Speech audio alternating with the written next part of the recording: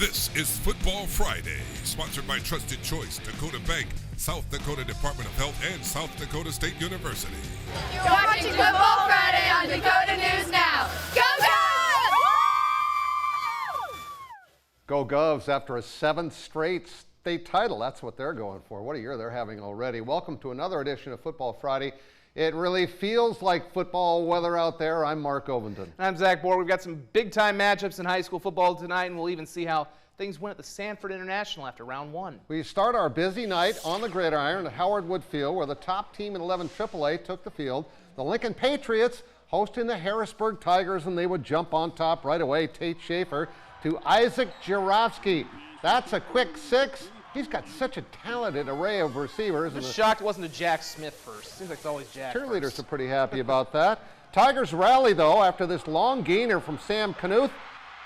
To Cale Morton sets up a Danielson touchdown. We're tied at 7-7 until Schaefer goes to Jarofsky again. Beautiful catch, and his buddies are pretty happy about that.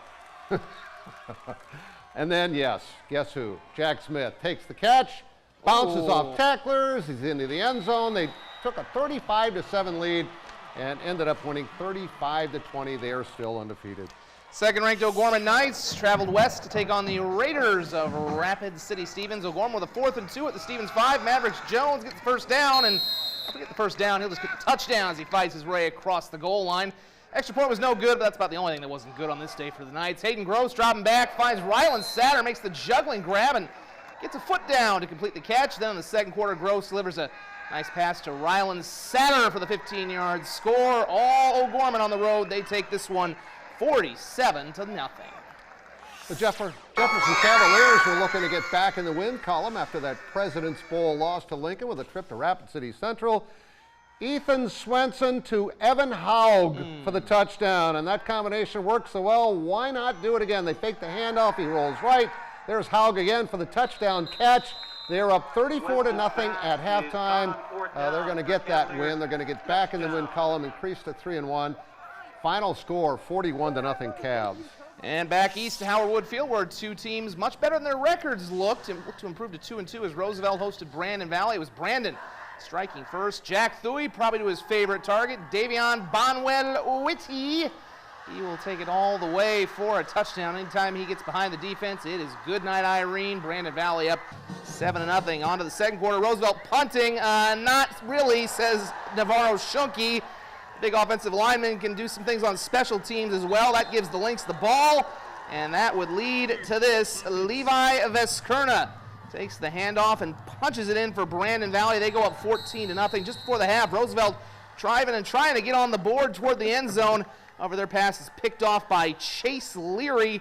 It was 14-0 at the break. The score right now is 21-0 in the third. This game live on our website, dakotanewsnow.com, via Metro Sports TV. Let's take a look at some more scores. In 11 AAA, again, there's your Lincoln final, your O'Gorman final as well over Stevens and Jefferson. And again, that Brandon Valley game, that'll be going a little late. As we talked about, the Pierre Governors are off to a 3-0 start. They haven't been tested at all as they shoot for a 7th straight state title. Well, tonight, they were in Yankton for a battle of unbeatens, and our Cooper Seamer was there. Coop? Yeah, Mark, the beautiful Crane Youngworth was the site of a big matchup in Class 11 AA. The Pierre Governors taking on Yankton in a battle of unbeatens. So far, the Govs have looked unstoppable again, even with Lincoln Keenholz off to Ohio State. Pierre gets the opening drive here. They're going to be marching down the field, but Cade Kaiser's pass picked off by Bo Thurman. He's going to go a long ways, trying to make as much out of this as he can. But the important thing is he gets into Pierre territory. We're in the red zone now here. Lucas Kampshoff here for Yankton. Rolling out, finds Austin Goebel, making the catch, gets in for 6 here. Yankton strikes first. It's 7-0. But Pierre's defense stood up after that. Kampshoff again a little bit later here looking to drive, looking to pass, but he's sacked way in the back. Lucas Chamberlain here, nice 8-yard sack. Pierre cooks in the second half. They win 27-14. They stay undefeated. Mark? The T-Area Titans lost a high-scoring game at O'Gorman last Friday. Tonight they hosted the Patriots of Douglas after a lightning delay. It was thunder and lightning. Actually, it was all thunder on the ground. Keegan DeYoung rambling for a touchdown. That made it 7-0 right away, and they were just getting started. Ethan Viss is going to cut to the sidelines He's going to get way downfield before he's finally knocked out of bounds right there. And then the quarterback calls his own number.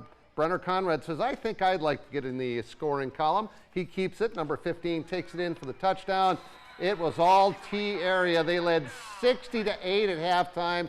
There's your final 66-8. Let's check out those scores again and see that Pierre wins it. T area, Watertown in a thriller beats Washington, and Spearfish with a shutout. Up next, a great matchup in Dell Rapids. Zach has those highlights when we return on Football Friday. Welcome back to Football Friday, sponsored by Trusted Choice, Dakota Bank, South Dakota Department of Health, and South Dakota State University. And welcome back. Zach was in Dell Rapids tonight for our feature game and a rival game. Yeah, it was Dell Rapids where we saw the #1 team and the defending champion Warriors in 11A hosting #3 Canton.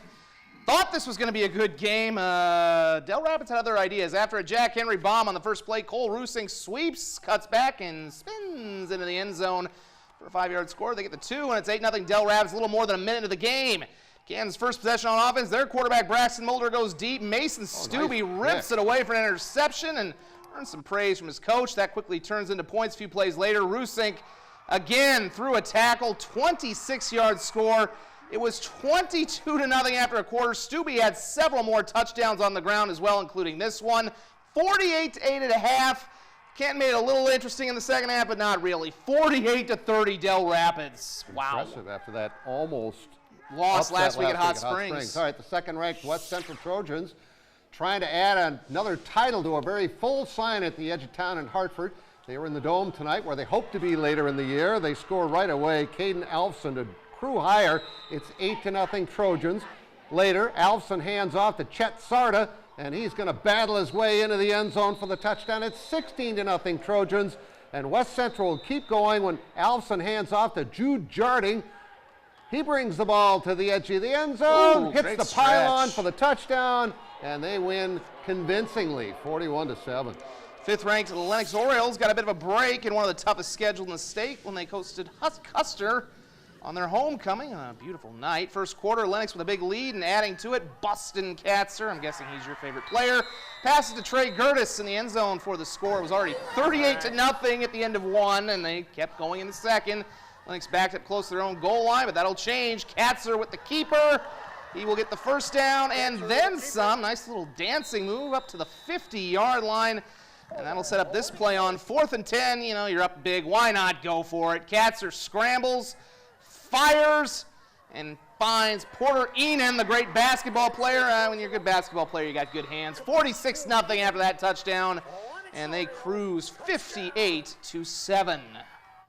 Some more scores out of Class 11A. Again, there's your Dell Rapids score. West Central, Lennox, and Sioux Falls Christian with a 6-point win at Madison. And they actually won that game right at the very end. In Class 11B, it was #2 Sioux Valley at Sparky Anderson Field in Bridgewater to play the third-ranked Seahawks in this one. And the Cossacks look really good tonight. Bowden Schiller takes it, dives for the end zone. It's 30-0 at this point in favor of Sioux Valley.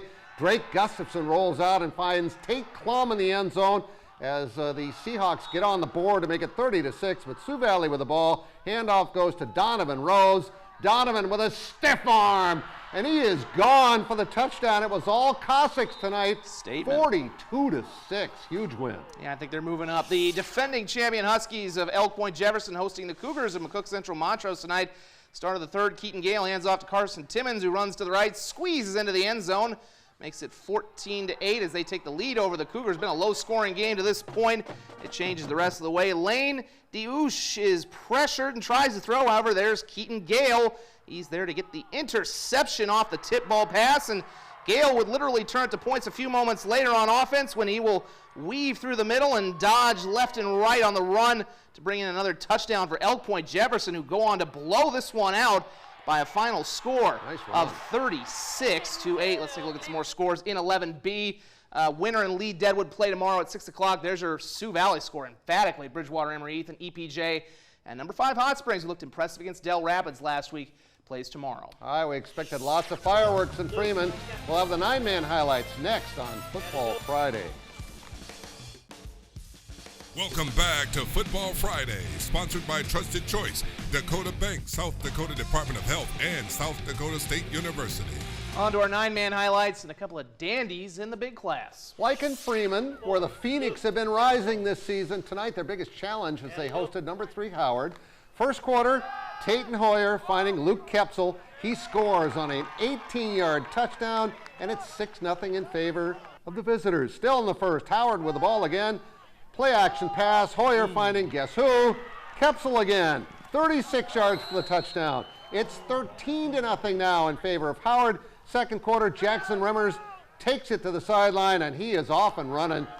First loss of the year for the home team. They're having a great year. Your final 45-18. How about this matchup in Elkton, where the number 4 team hosted number 1 Canistota from 9A. The big Elk statue greeting fans. They came into the game. Canistota's senior Tage Ortman greeting them by looking for options downfield on the first down, and he takes off on the run. Puts the Hawks inside the 5, where they would later score to take an 8-0 lead. On to the second quarter, the Elks get on the board. Colt Beck stands tall in the pocket and hits Tanner Stein, who makes Ortman miss and dives for the end zone. Well Nice. done there for the touchdown. They actually ruled him short, but they would later score anyway. Oh, he was in. I would have given it to him, but hey, they got in later on anyway. Both teams fumbled their next couple of possessions. Then late in the second quarter, Canistota goes ahead when Tage Ortman hits Ty Dobler. He puts on the Jets and scores to make it 16-6 going into the break.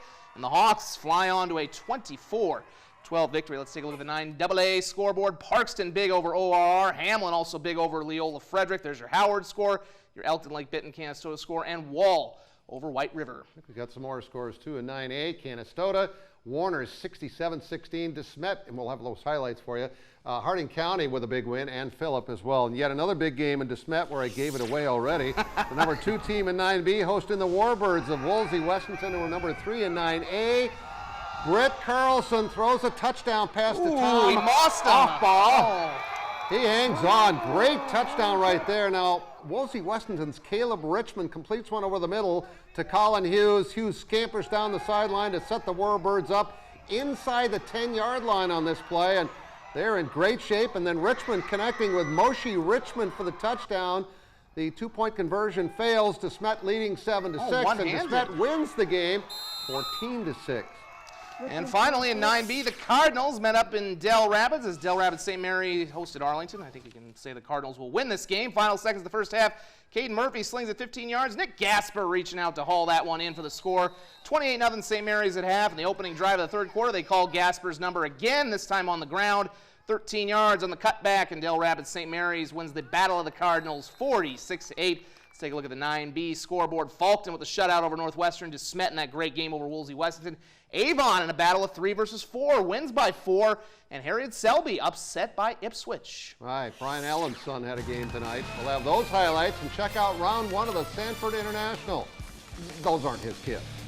Right after that. Well, you have a lot of kids, if that's the case.